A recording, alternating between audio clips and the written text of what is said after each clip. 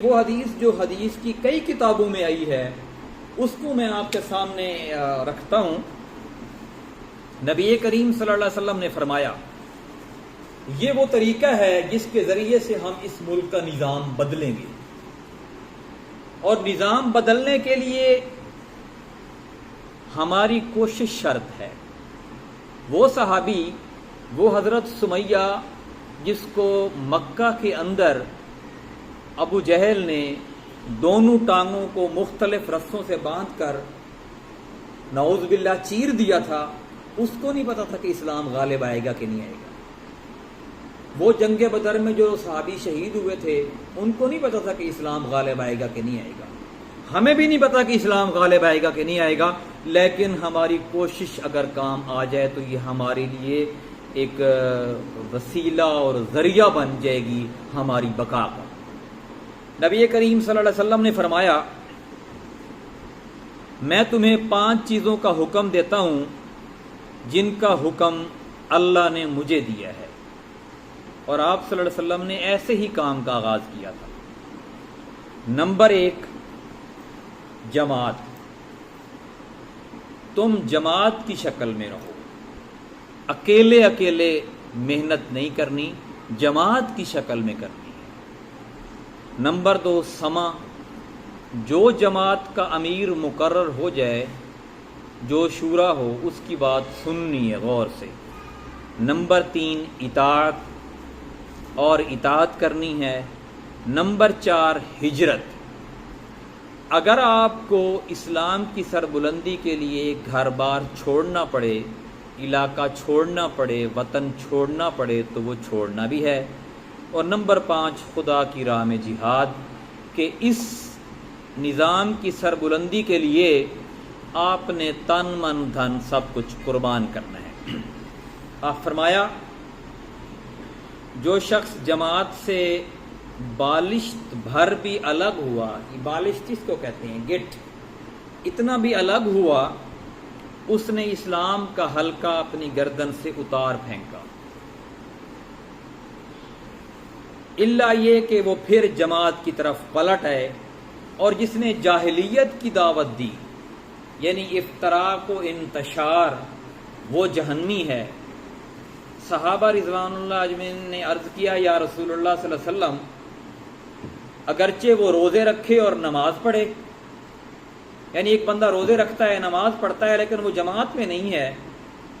آپ نے فرمایا ہاں، اگرچہ وہ روزے رکھے اور نماز پڑھے اور مسلمان ہونے کا دعویٰ کرے۔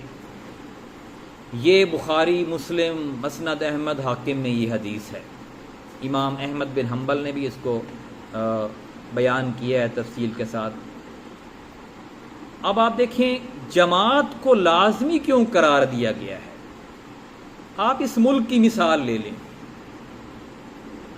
اس ملک میں سب سے مضبوط ادارہ آرمی کا ہے۔ وجہ وہ ایک جماعت کی شکل میں، تعداد اس سے کہیں زیادہ عوام کی ہے۔ آرمی تو ہماری 3 لاکھ ہے، ہماری جو تعداد ہے وہ عوام کی وہ 24 کروڑ ہے۔ پھر صرف عوام نہ لیں، آپ پولیس کو لے لیں، یہ جو سیکیورٹی فورسز کے ادارے ہیں ان کی تعداد بھی آرمی سے زیادہ ہے، 4 صوبوں 5 کے ملا کے، وہ بھی آرمی سے کمزور ہیں۔ ہماری عدالتیں بھی آرمی سے کمزور ہیں، ہمارے سیاستدان بھی آرمی سے کمزور ہیں۔ وہ اس لیے کمزور ہیں کہ وہ منظم نہیں ہیں، وہ جماعت کی شکل میں نہیں ہیں، ان کا ایک امیر نہیں ہے، وہ سنتے نہیں ہیں ایک کی بات، وہ اطاعت نہیں کرتے، وہ حرکت نہیں کرتے۔ یہ چیزیں آپ کو آرمی میں ملیں گی۔ آرمی میں ایک جماعت ہے، وہ سنتے ہیں آپ نے آرمی چیف کی بات، اس کی بات کو مانتے ہیں، جو وہ کہے آرمی چیف، سپاہی کو یس سر کہنا ہوتا ہے، جو بھی وہ کہے، کھڑا ہو جا تو کھڑا ہونا ہوتا ہے، بیٹھ جا تو بیٹھ جانا ہوتا ہے، مڈی اٹھا کے سرحد پہ چلا جا تو سرحد پہ جاتا ہے، واپس آ جا واپس آ جاتا ہے، کوئٹہ چلا جاؤ کوئٹہ چلا جاتا ہے، میدان جنگ میں چلا جاتا ہے، گھر چھٹی ہو تو چھٹی چلا جاتا ہے، ان بات اس کی ماننی ہوتی ہے، اور جو پالیسی آرمی بناتی ہے وہ اس کو فالو کرتا ہے، یعنی ہجرت وہ کرتے رہتے ہیں۔ 5واں نقطہ جو ہے خدا کی راہ میں جہاد. ہم اگر یہ 5 چیزوں میں عمل کریں، جیسے ہم نے ایک جماعت بنائی اسلامی انقلابی پارٹی، اور فی الحال میں اس کا امیر ہوں اور آپ لوگوں کا میرے اوپر اعتماد ہے، آپ لوگ میرے کہنے پہ آتے ہیں، بات بھی سنتے ہیں، اور ہم اس تحریک کا آغاز ہم نے چند لوگوں سے کیا ہے اور الحمدللہ لوگ اس میں شامل ہوتے جا رہے ہیں. آپ سے میری یہ گزارش ہے کہ آپ ہفتے میں صرف 1 دن مجھے دے دیا کریں.